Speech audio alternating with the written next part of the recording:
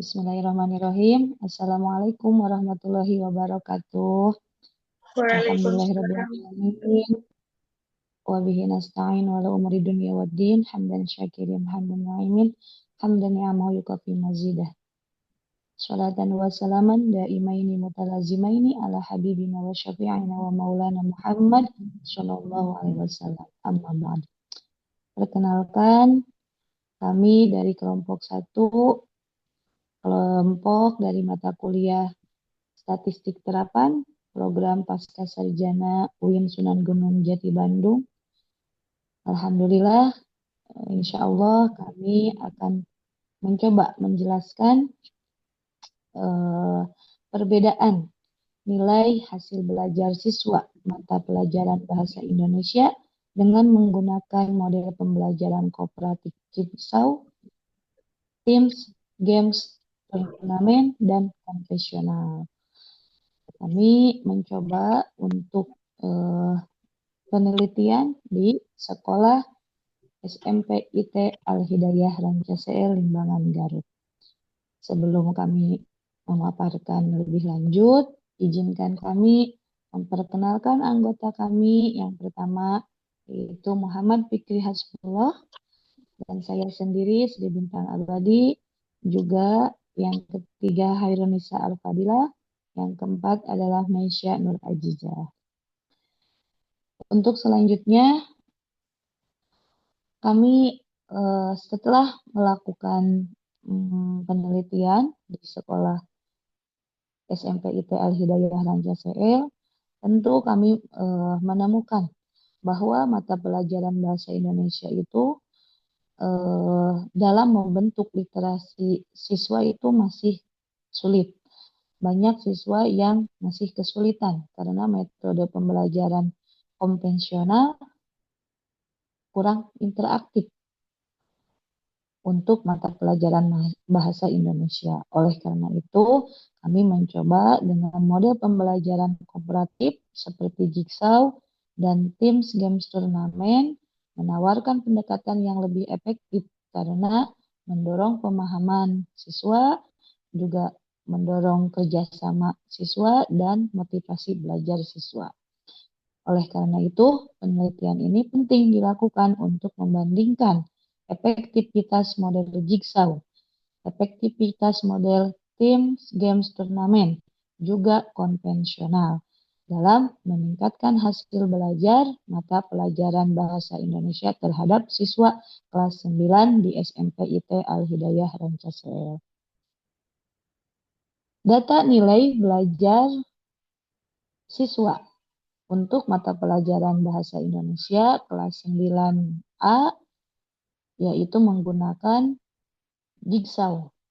Untuk kelas 9B menggunakan Teams Games Turnamen, dan untuk kelas 9C menggunakan konvensional dengan data nilai seperti berikut yang ada di tabel. Siswanya yang untuk kelas 9A 30 siswa, yang untuk kelas 9B 30 siswa, untuk kelas 9C 35 siswa. Untuk lebih lanjut pemaparan materi selanjutnya yang insya Allah akan dipaparkan oleh Hairunisa Al-Fadilah. Kepadanya kami persilahkan. Oke, baik. Terima kasih kepada moderator yang telah memberikan waktu kepada saya untuk menjelaskan. Oke, baik teman-teman.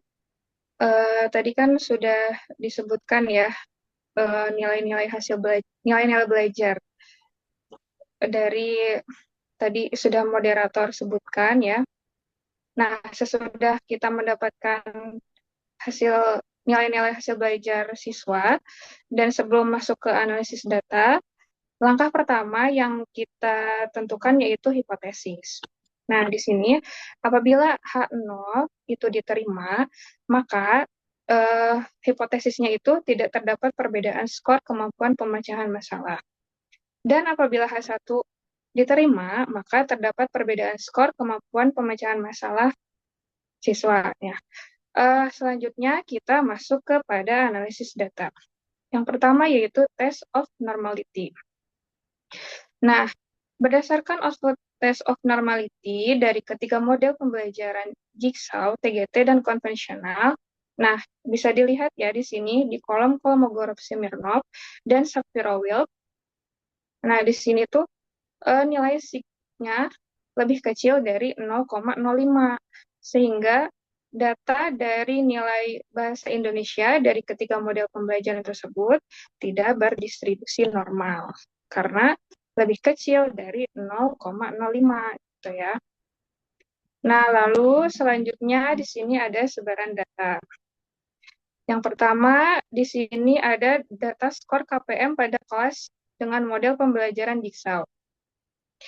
Nah, bisa dilihat ya di sini, ini tidak berdistribusi normal karena titik-titik pada QQ plot menyimpang dari garis diagonal, terutama di bagian ekstrem. Lalu di sini ada gambar yang nomor 2. Di sini data skor KPM pada kelas dengan model pembelajaran TGT. Di sini juga ini tidak berdistribusi normal ya, karena adanya penyimpangan yang cukup jelas dari garis diagonal. Lalu di gambar ketiga, di sini ada data skor KPM pada kelas dengan model pembelajaran konvensional. Nah, karena titik-titik sebagian besar berada dekat atau pada garis diagonal, maka data kemungkinan berdistribusi normal atau mendekati distribusi normal. Sudah sekian penjelasan dari saya. Saya kembalikan lagi kepada moderator.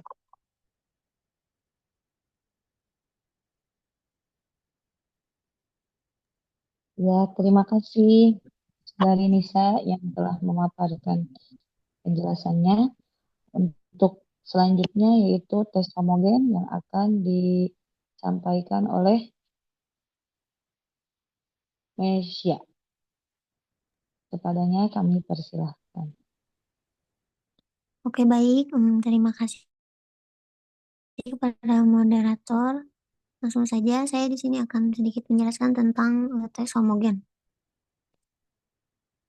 Pada tampilan tes homogeneity of variance pada output tersebut terlihat bahwa nilai sig base of mean adalah 0,00 yang bisa dilihat oleh kotak warna kuning. Nilai tersebut lebih kecil dari 0,05, yang dimana hal ini berarti bahwa ketiga kelompok data variannya tidak homogen. Yang selanjutnya ada uji non-parametrik atau Kruskal-Walsh. Nilai mean rank menunjukkan peringkat rata-rata masing-masing model. Dalam kasus ini, peringkat rata-rata model pembelajaran TGT lebih tinggi daripada perangkat rata-rata model pembelajaran Jigsaw dan konvensional. Dan rata-rata model pembelajaran Jigsaw lebih tinggi daripada rata-rata model pembelajaran konvensional. Yang selanjutnya untuk melihat apakah terdapat perbedaan rata-rata dari ketiga model yang dipakai, bisa kita lihat tampilan output berikut.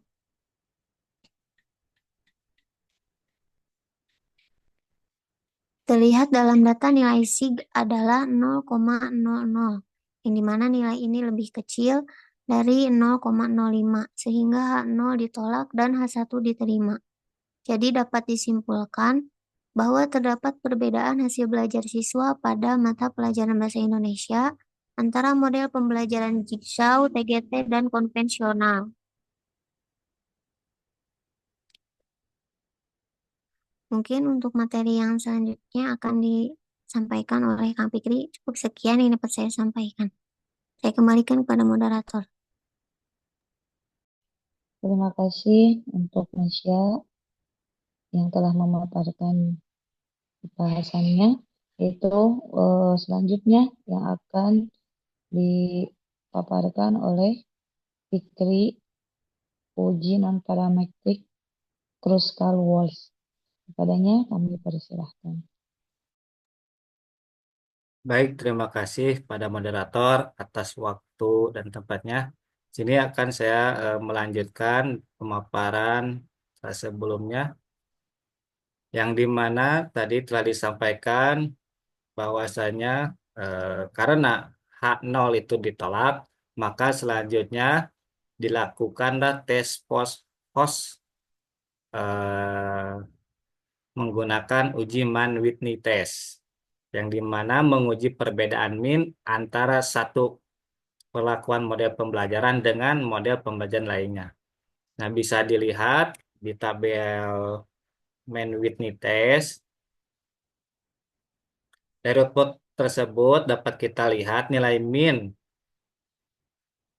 rank untuk nilai siswa pada kelas model pembelajaran Jigsaw yaitu 27,90, yang dimana itu lebih kecil daripada nilai model pembelajaran TGT yang dimana berjumlah nilai 33,10. Nah, selanjutnya untuk membuktikan apakah perbedaan antara rata rank ataupun peringkat kedua kelompok tersebut bermakna secara statistik atau yang disebut dengan signifikan, dapat kita lihat di tabel yang di sebelah pinggirnya, yang dimana nilai sig eh, tersebut itu dengan jumlah 0,246, yang dimana lebih besar daripada 0,05. Jadi bisa disimpulkan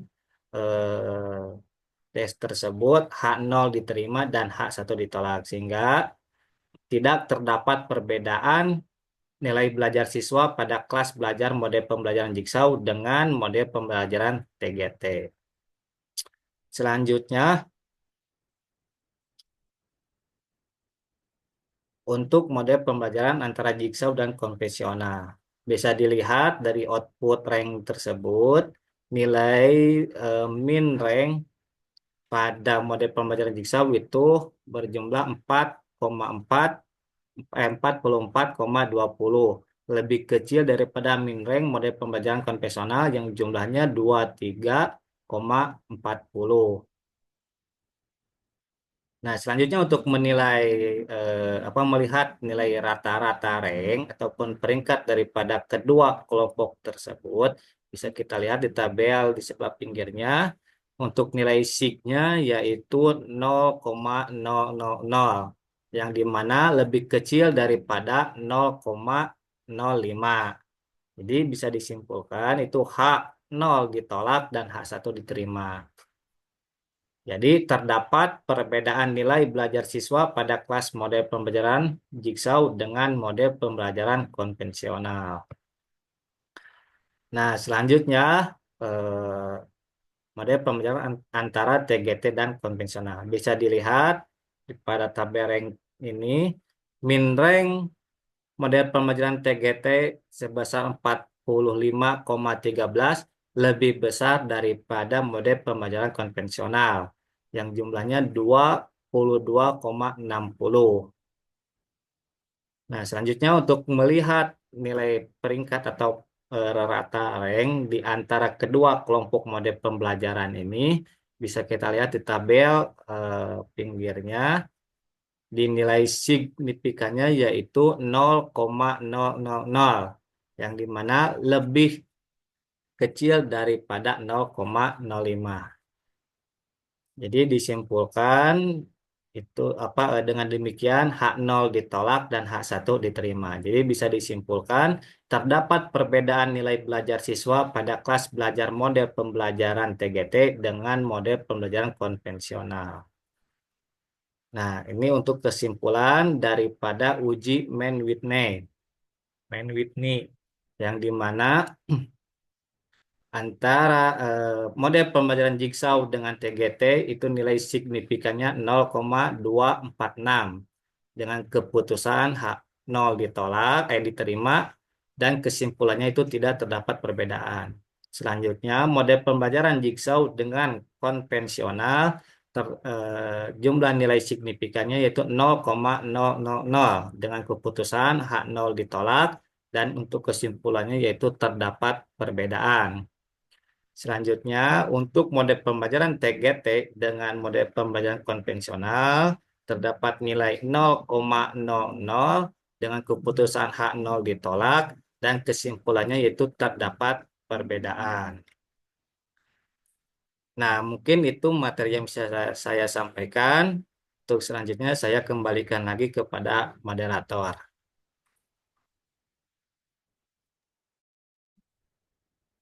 Alhamdulillah untuk pemaparan materi telah disampaikan. Untuk kesimpulannya mungkin bisa disimpulkan berdasarkan hasil analisis data dengan uji non-parametrik terhadap skor kemampuan pemecahan masalah mata pelajaran bahasa Indonesia dari 3 model pembelajaran Jigsaw, TGT, dan konvensional diperoleh nilai signifikan sebesar 0,00 lebih kecil dari 0,5 yang menunjukkan bahwa terdapat perbedaan hasil belajar siswa pada mata pelajaran bahasa Indonesia di kelas 9 SMP IT Al-Hidayah dan CCL dengan model pembelajaran Jigsaw, TGT, dan konvensional. Selanjutnya, hasil uji post hoc test dengan uji tes review tidak terdapat perbedaan signifikan.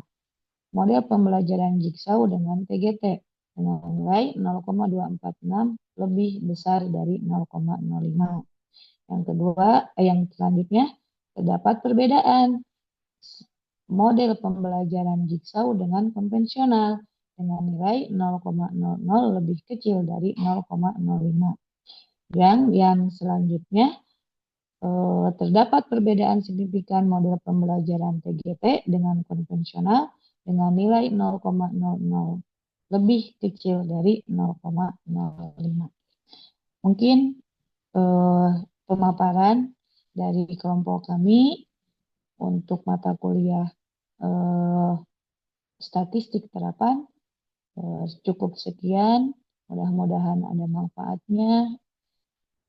Terima kasih atas perhatiannya. Syukran ala husni ihtimamikum. Wassalamualaikum warahmatullahi wabarakatuh.